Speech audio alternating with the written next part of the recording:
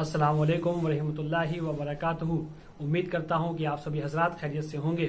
आज मैं आपको सदका फित्र के बारे में बताने जा रहा हूँ कि सदका फित्र क्या है, सदका फित्र कब दें और सदका फित्र किसे दें और कितना दें और ये किस किस की तरफ से निकाला जाता है। तो चलिए वक्त को ज़ाया न करते हुए शुरू करते हैं। और आप अगर हमारे चैनल पर नए हैं और आपने भी हमारा चैनल सब्सक्राइब नहीं किया है तो प्लीज़ आज ही इसको सब्सक्राइब कर लें और बेल आइकन का बटन दबाना ना भूलिएगा। तो चलिए शुरू करते हैं। तो रमज़ानुल मुबारक में हम बात करने जा रहे हैं सदका फ़ित्र की, जिसको आम ज़ुबान में हम इसे फ़ितरा भी कहते हैं। अब हम सबसे पहले बात करेंगे कि सदका फ़ित्र कितना ज़रूरी है। तो हज़रात मैं आपको बता दूं, जिस तरह से रमज़ान मुबारक में रोज़ा, नमाज, तरावी वग़ैरह ज़रूरी है, उसी तरह सदका फ़ित्र भी देना बहुत ज़रूरी है और यह हम सबको निकालना चाहिए। तो हज़रात हमने रमज़ानुल मुबारक में नमाज़ें पढ़ी, तरावी पढ़ी, कुरान पाक की तिलावत की, यानी हमने तमाम इबादत की। उनमें जो भी गलतियां हुई, कोताहियां हुई, उस सब का कफ़ारा है सदका फ़ित्र निकालना। इसके अलावा हज़रात रमज़ान के पाक महीने में अल्लाह ने हमें जो इनामात दिए उनके शुक्र के लिए भी सदका फ़ित्र निकालना चाहिए। अब दूसरा सवाल यह है कि सदका फ़ित्र किन किन चीज़ों से देना होता है। तो सदका फ़ित्र 4 चीज़ों से दिया जा सकता है। ये 4 चीज़ों में से आप अपनी हैसियत देख लें कि आपको अल्लाह ने किस हैसियत का मालिक बनाया है। आप अपनी हैसियत के मुताबिक जिससे चाहें सदका फ़ित्र अदा कर सकते हैं। वो 4 चीज़ें जिनसे सदका फ़ित्र अदा किया जाता है, वो 4 चीज़ें कौन कौन सी हैं, तो मैं आपको बता दूं। सबसे पहली चीज़ वो गेहूं से दिया जा सकता है, नंबर 2 जौ, नंबर 3 किशमिश, नंबर 4 खजूर। ये वो 4 चीज़ें हैं जिनसे आप सदका फ़ित्र अदा कर सकते हैं। अब एक सवाल ये आता है कि सदका फ़ित्र कब अदा किया जाए। तो सदका फ़ित्र ईद के दिन ईद की नमाज अदा करने से पहले देना मुस्तहब है। एक हदीस में आता है कि हज़रत इब्ने उमर रज़ी अल्लाह अन्हु बयान करते हैं कि नबी करीम सल्लल्लाहु अलैहि वसल्लम ने सदका फ़ित्र नमाज ईद के लिए जाने से पहले अदा करने का हुक्म दिया है और सदका फ़ित्र 1 या 2 दिन पहले भी दिया जा सकता है। एक और रिवायत में आता है कि हज़रत नाफ़ी रहमतुल्लाह अलैह ने बयान किया कि लोग सदका फ़ित्र ईद की 1 या 2 दिन पहले भी दिया करते थे। तो याद रखें कि रसूलुल्लाह सल्लल्लाहु अलैहि वसल्लम ने फरमाया ईद की नमाज के पहले पहले सदका फ़ित्र अदा कर लें। अगर कोई ईद की नमाज के बाद अदा करता है तो ये आम सदक़ों में शुमार किया जाएगा। तो हज़रात अब एक सवाल ये आता है कि सदका फ़ित्र कितना दें।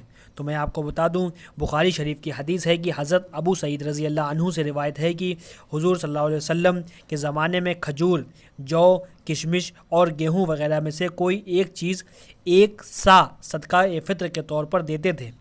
अब ये 1 सा कितना होता है तो मैं आपको बता दूं।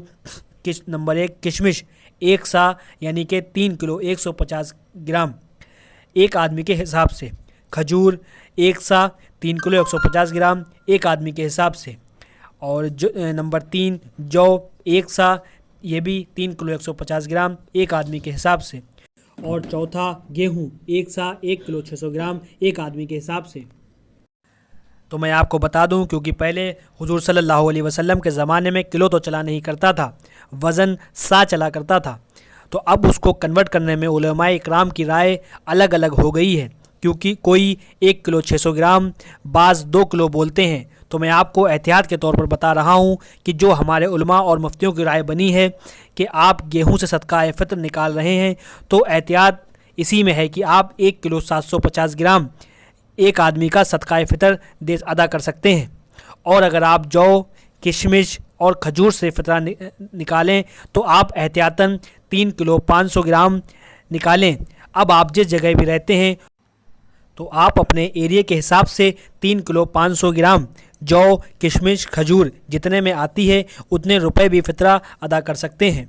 या आप गेहूं से सदका फ़ित्र निकाल रहे हैं तो आप 1 किलो 750 ग्राम जितने रुपए में गेहूं आते हैं उतना एक आदमी का फ़ितरा भी दे सकते हैं। अब एक और सवाल यह है कि फ़ितरा किसे दें। तो फ़ितरा आप हर गरीब को दे सकते हैं, जो कोई आपका रिश्तेदार है, पड़ोसी है, या आपकी नज़र में जो भी गरीब है उसे आप फ़ितरा दे सकते हैं। भांजी को, भतीजी को, बहन को, भाई को आप फ़ितरा दे सकते हैं, और जितने भी रिश्तेदार हैं उन सभी को आप फ़ितरा दे सकते हैं।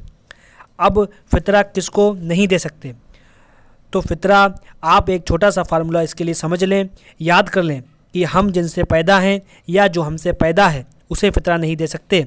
जैसे कि हम अपने वालिद वालदा को नहीं दे सकते, दादा दादी को नहीं दे सकते, यानी कि ऊपर तक जिनसे हम पैदा हैं उनको फ़ितरा नहीं दे सकते। और जो हमसे पैदा हैं जैसे हमारी औलाद, अब हमारे पोता पोती को फ़ितरा नहीं दे सकते।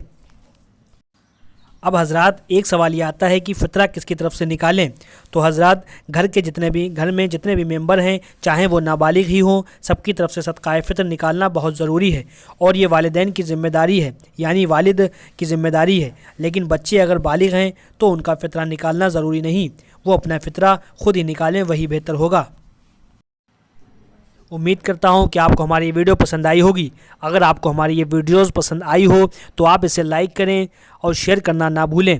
और अगर आपने हमारा चैनल सदक़ाए जारिया अभी तक सब्सक्राइब नहीं किया है तो इसको आज ही सब्सक्राइब कर लीजिए।